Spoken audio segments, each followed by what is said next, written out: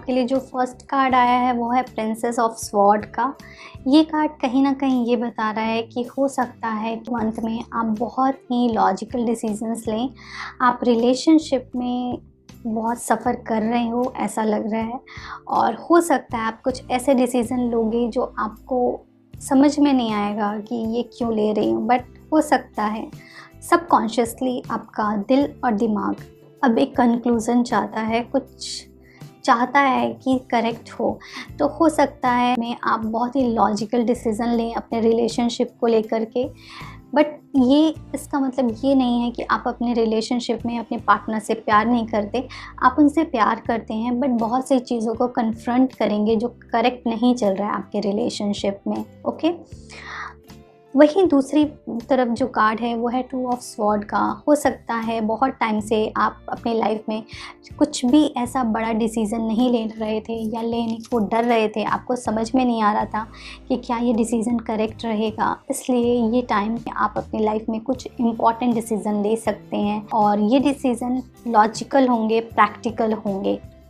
Okay, मुझे ऐसा लग रहा है कि हो सकता है इस सिचुएशन में आपकी कुछ ज़्यादा मदद नहीं करेगा कोई भी।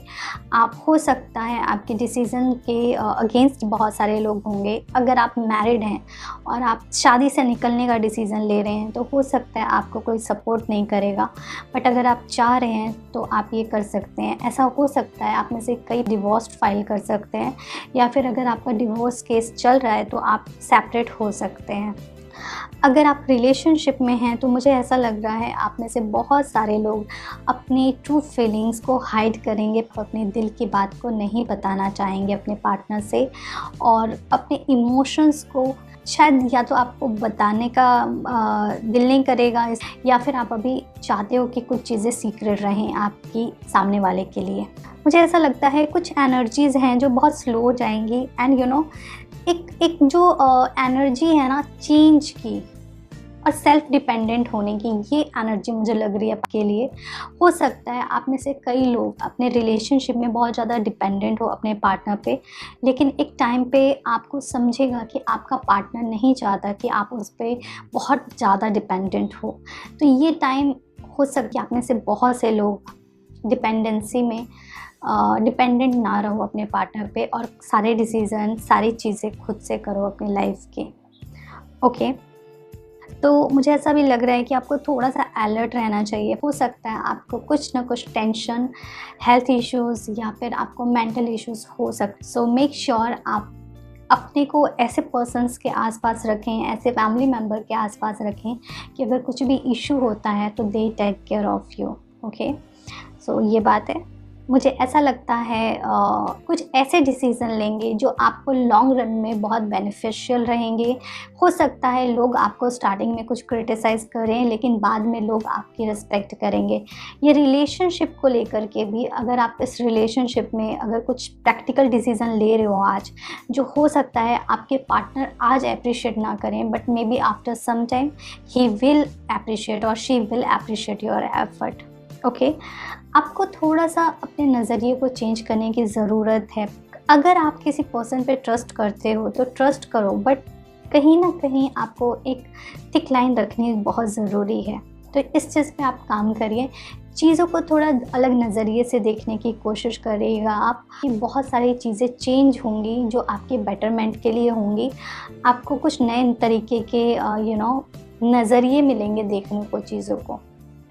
एक चीज़ और बोलती हूँ, अगर आप किसी भी तरीके की एडिक्शन में हैं या आपके पार्टनर किसी भी तरीके की एडिक्शन में हैं, तो आपको सीरियस नोट पे काम करना पड़ेगा। Addiction could be anything like alcohol, phone addiction और any addiction. I hope you understand, any addiction अगर आपके रिलेशनशिप में हमेशा प्रॉब्लम क्रिएट करेगा, तो इस चीज़ पे आपको काम करने की ज़रूरत है।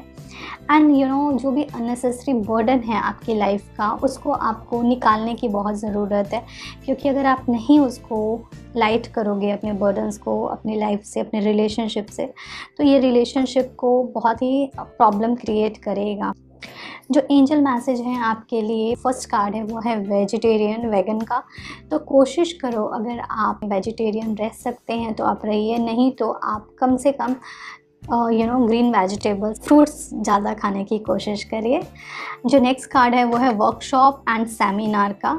सो ये कार्ड ये बता रहा है कि खुद को थोड़ा सा बिजी रखें, कुछ ऐसी जगह जाएं जहाँ पे कुछ नई लर्निंग हो, या फिर ये भी इस चीज़ को आप इस तरीके भी समझ सकते हैं कि अगर आपका रिलेशनशिप काफ़ी टॉक्सिक हो गया है और आपको समझ में नहीं आ रहा कि आपको इस रिलेशनशिप में क्या करना चाहिए, तो आप रिलेशनशिप काउंसलर से मिलें और अपने रिलेशनशिप पे काम करें। क्योंकि अगर आप चाहते हैं तो आपका रिलेशनशिप अभी भी वर्क किया जा सकता है, इस पे काम किया जा सकता है, और बट इसमें आपको किसी की मदद की ज़रूरत लगेगी।